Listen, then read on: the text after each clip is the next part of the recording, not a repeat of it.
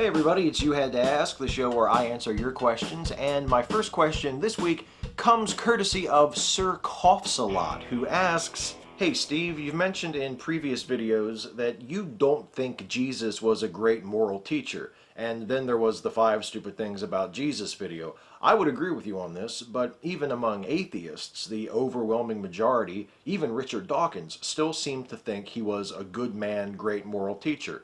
Why do you think this is? Also, great response to the social Darwinism question. A good scientific introduction to the idea of cooperation over competition is Peter Kropotkin's mutual aid. On the whole, I don't see how you can call Jesus a great moral teacher, but he did have some great moral teachings in amongst all the other crazy shit. And I think that's what people are responding to. And I think, maybe they're trying to see Jesus in a positive light. Maybe it's a strategic move, an attempt to show Christians that atheists are not just hardline anti-Christianity, anti-religion, no matter what, that we are able to see good in religion when it's there. But I think you can I think you just need to draw a finer line. I think you can say Jesus, the character of Jesus that we read about in the New Testament, does offer some valuable philosophy, does offer some positive moral teachings. But if you take his character as a whole, I don't see how you can call him a great moral teacher. But yeah, I mean, you're right. There are atheists, very, very prominent, influential atheists who disagree with that. Vero25. Hey Steve, recently I'm thinking about making a good YouTube channel in my language, Italian, featuring simple, clear, and slightly entertaining videos that should debunk common misconceptions about atheism, agnosticism, science, evolution, and other topics. The problem is, I find it hard convincing myself that the amount of work I would be putting into these videos, which would look a bit like Qualia Soup's ones, would be worth the effort. This is because I see other Italian YouTubers who do similar things barely reaching 1,500 subscribers in years and mainly getting a few hundred views per video. It seems to me most people are not interested in these topics, or they simply seek exclusively entertaining videos. I mean, I think even you deserve more subscribers, and you already benefit of speaking a much more widely spread language across the world. Do you think I'm overestimating the importance of views and subscriptions? Do you have any advice? In terms of your potential views and your potential subscribers, if you want to make videos in Italian, which as you point out is a language that isn't spoken as widely across the world as English, I think the first thing you have to do is manage your expectations. You have to accept the fact that you're pitching your project at a much smaller audience. So, you mentioned channels working for years and years and only getting 1,500 subs. Perhaps on the scale of an Italian language YouTube channel, 1,500 subs is much more impressive than it would be for an English language channel. So that's something to consider.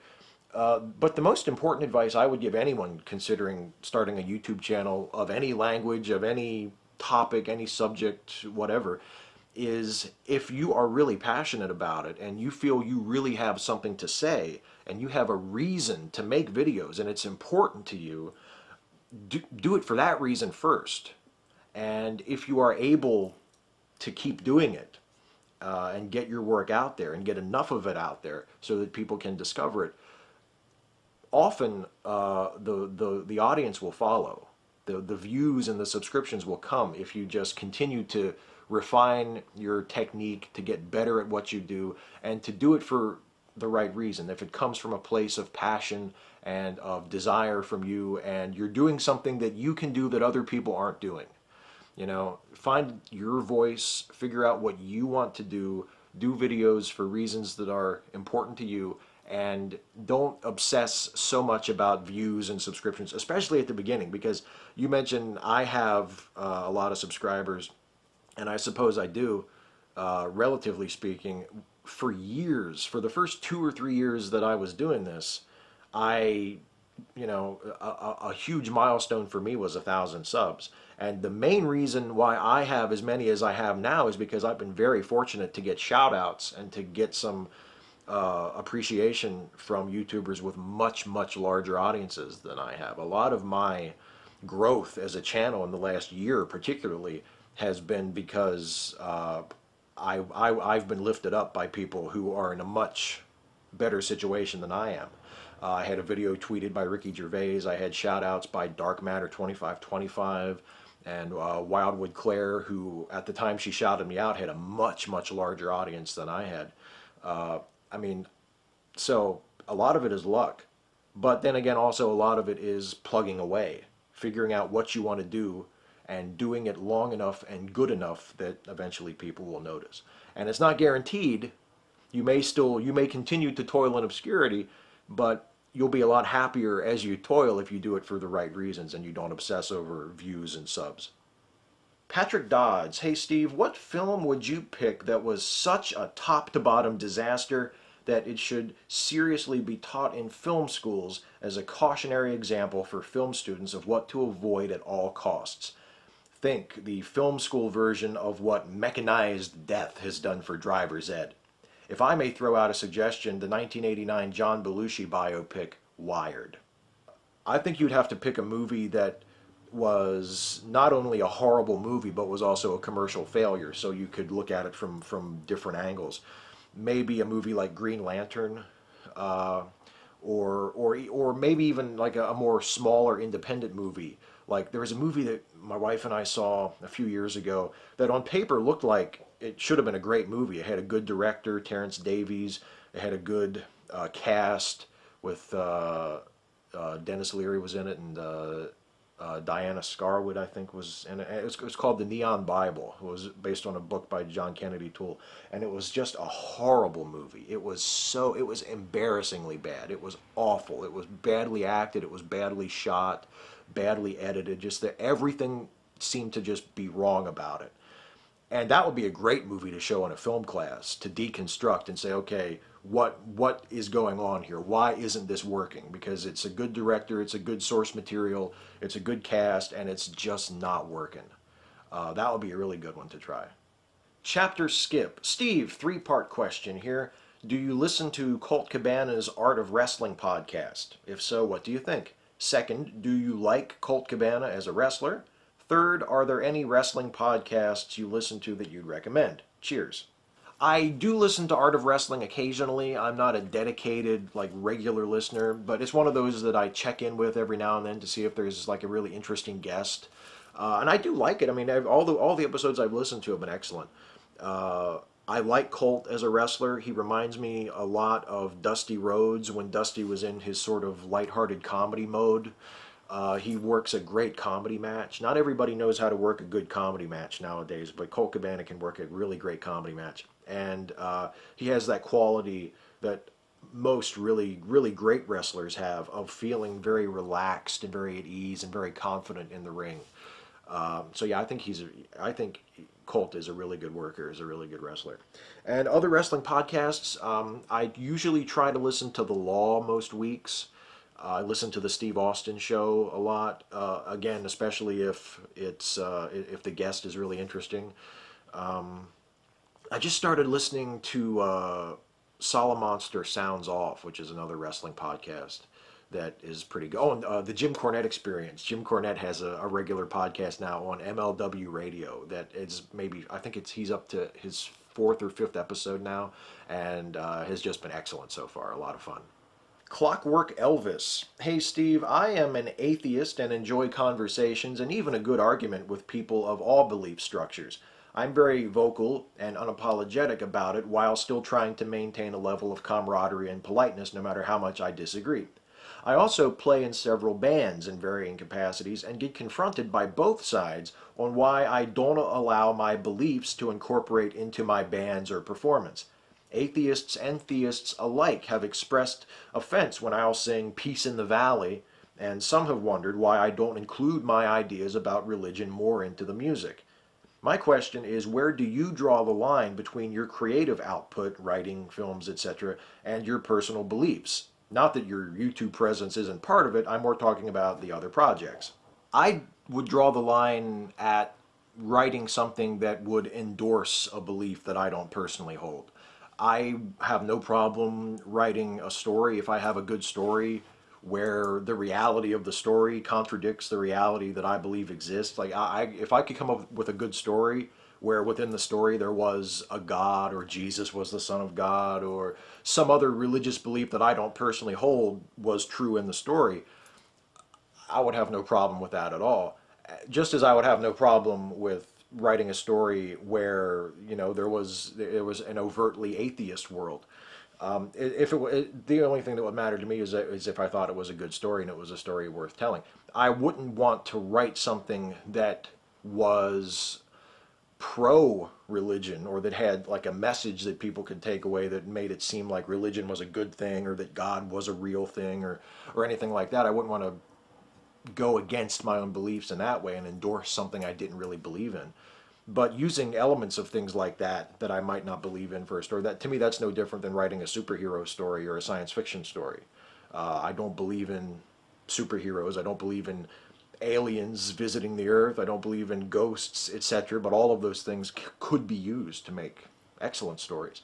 I mean, when you mention, you know, singing songs about religious things, and people sort of looking at you a little cockeyed.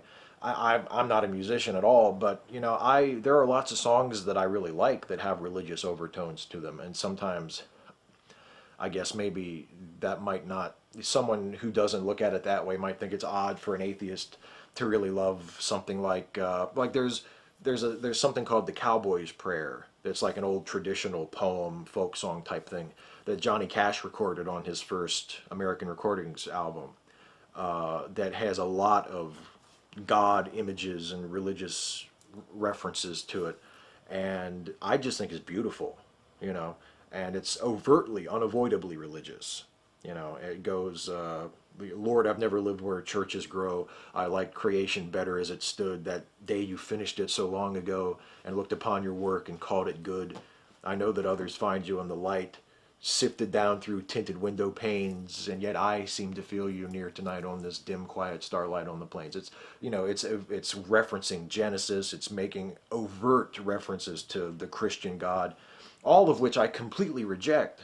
But it's beautiful, and I love it, and I can completely relate to, you know, being an atheist and loving to sing Peace in the Valley.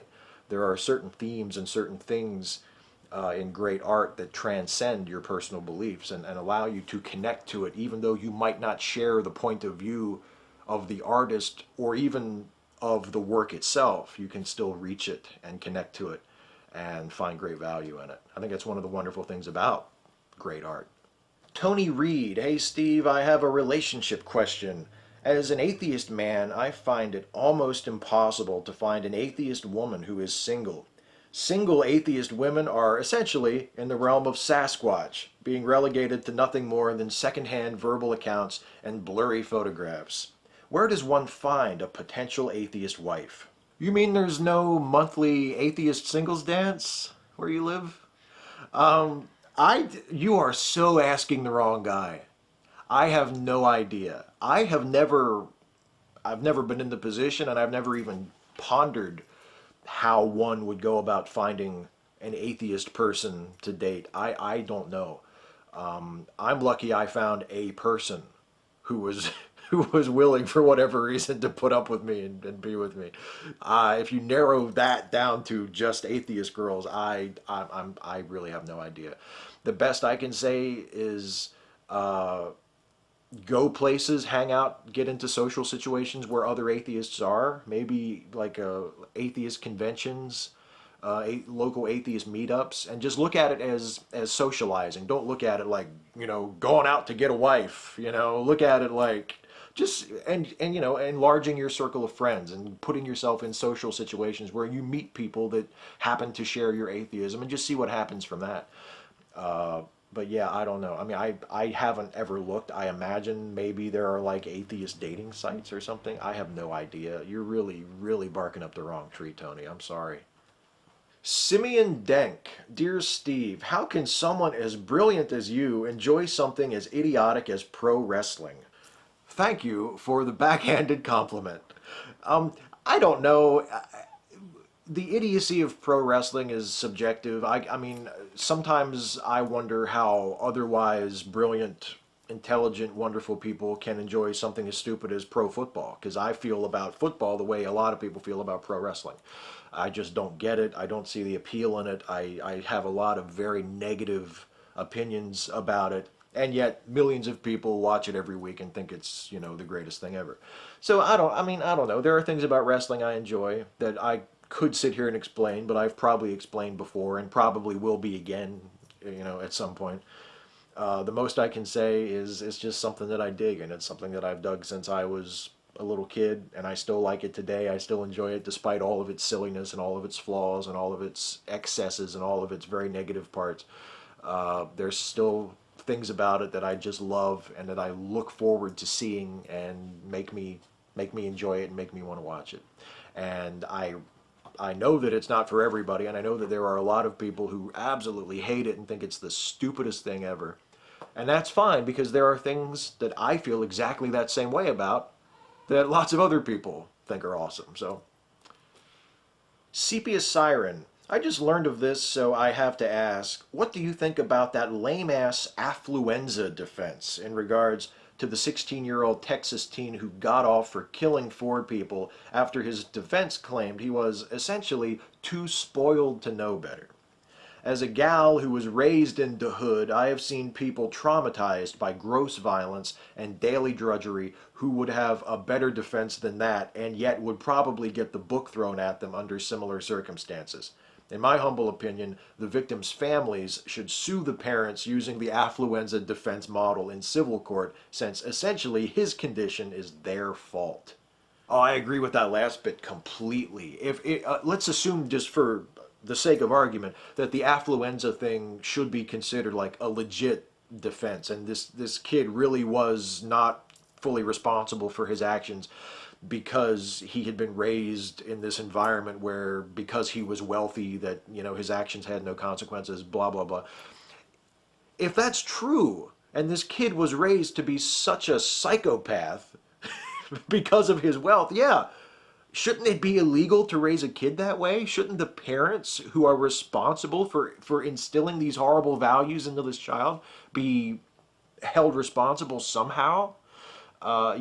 Yeah, I agree completely. And I think it's also very astute of you to point out that it's basically another way of a rich person finding some way to get away with stuff, to avoid responsibility for his actions. Because you're absolutely right.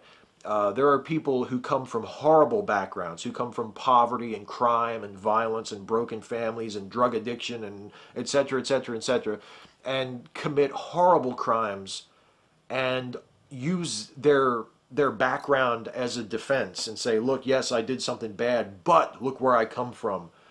And it doesn't work. They still go to prison for 25, 30, 40 years. So why should it be any different if you're a rich white kid? Well, it shouldn't be any different, but I think I just said why it is different. And that's really shitty, but that seems to be the reality of the situation. But yeah, the affluenza thing is just horseshit. One thing is not horseshit is the lightning round. Rapid fire questions, glib and adequate answers. Finite Atticus. If you were trapped in hell and had your choice of only one album, book, and movie to entertain yourself forever, what would they be? Well, if I had my actual choice, it would probably be like Johnny Cash at Folsom Prison, and I don't know, maybe The Great Gatsby for the book and Sherlock Jr. for the movie. But since it's hell, I would imagine the answer to all 3 would be Les Miserables. Isaac Barlow. Steve, what U.S. president would you like to have dinner with and talk to? I would like to have dinner with President George W. Bush. All in all, I think he was a good guy that fell into the wrong crowd. Anyway, yours would be, you know, I'd like to have dinner with George W. Bush as well, and boy, that would be a profane-ass dinner. There would be lots of drinking and lots of swearing, at least from my side. I don't know what George would have to say. Chorus Zyklon B. Greg. If all the invisible people that you know were actual perfect chameleons, then is it possible to say that you see them? For example, if an invisible person were in front of a vase, then you would be seeing that vase that he is showing through his camouflage, and thus you are seeing part of him by the vase that he presents off of himself. Can you refute me saying that you are seeing part of him through what he presents? I will respond by quoting the great philosopher Jack Tripper and his saying that he once said to his friend Chrissy Snow. I believe it was, "What?"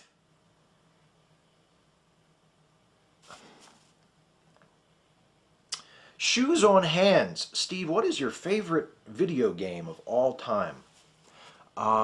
It was a game for my Commodore 64. It was a baseball game called Hardball.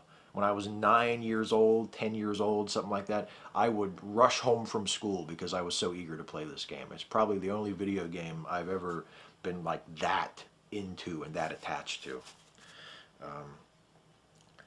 Cranky Smurf. Steve, could you see a day when the U.S. will be truly secular?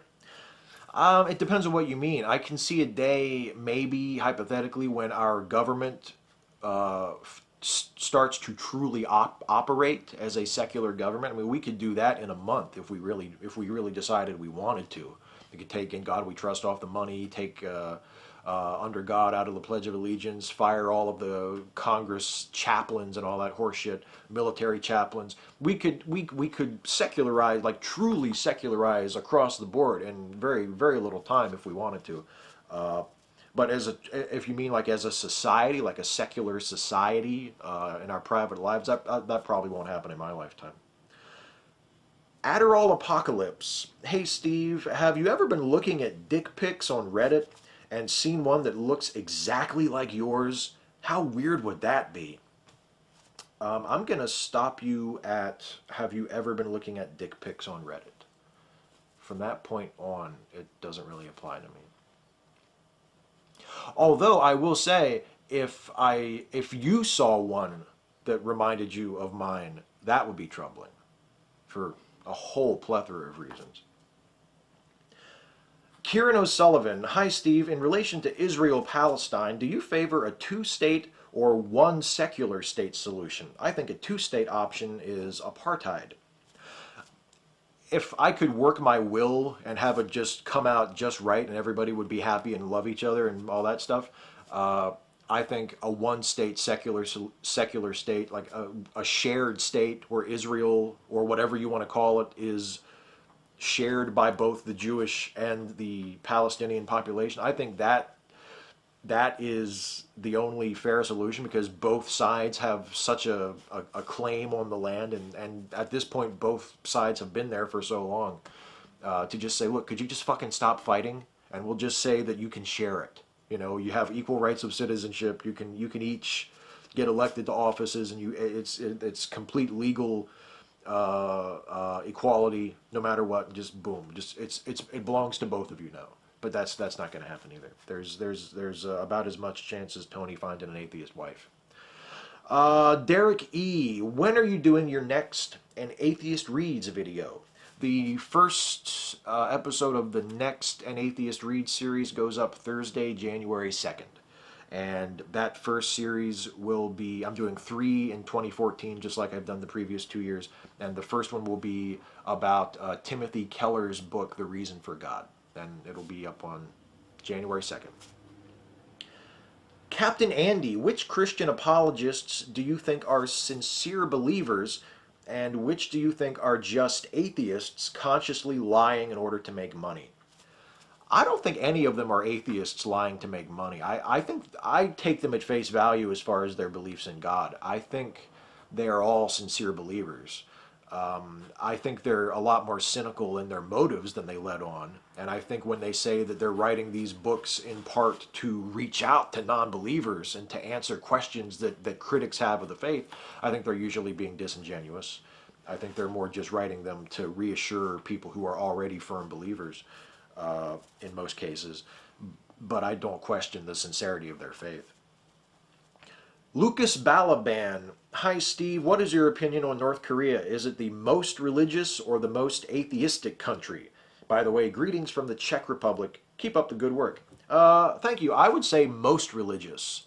I don't think there's a more religious country on the planet than North Korea. Just because their religion doesn't happen to be one of the Abrahamic faiths doesn't mean that it's not a religious country. Everything I've ever read or seen or heard about North Korea makes it sound like an incredibly theocratic state. It just so happens that the people they worship are, Kim Il-sung and Kim Jong-il instead of Jesus or Muhammad or what have you.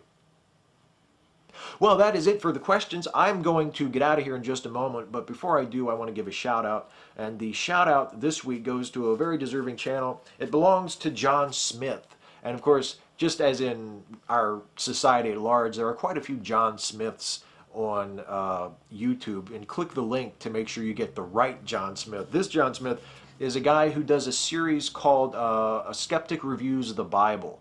And he's got a series, it's a pretty long series at this point, where he reviews the Bible a chapter at a time, starting with Genesis. I think he's up to Genesis chapter 46 or 47 at this point.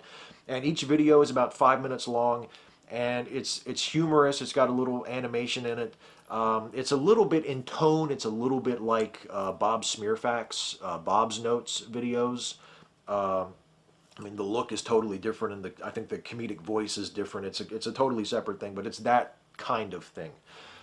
And if you like Bob's Notes, which is another thing you should totally be watching if you're not, I think John Smith's Skeptic's review of the Bible is right up your alley. And he has not very many subs, not very many views on those videos, and they're excellent, and they really deserve a larger audience than they're getting. So check out John Smith and his, especially his Skeptic's review, A Skeptic Reviews the Bible series, because it's terrific. So that is it for me this week. I will be back to do this again next week, provided, of course, that you ask me some questions. Because for me to do this, you have to ask. So leave a comment on this video you're watching right now. Leave a comment with your question for next time. Ask me anything about anything. No subject is too silly. No subject is too serious. And as we have seen in this video particularly, occasionally, even if I have no fucking clue what to tell you, I still might answer your question. So ask a question, leave a comment on this video with your question for next time, and I will see you next time. Take care.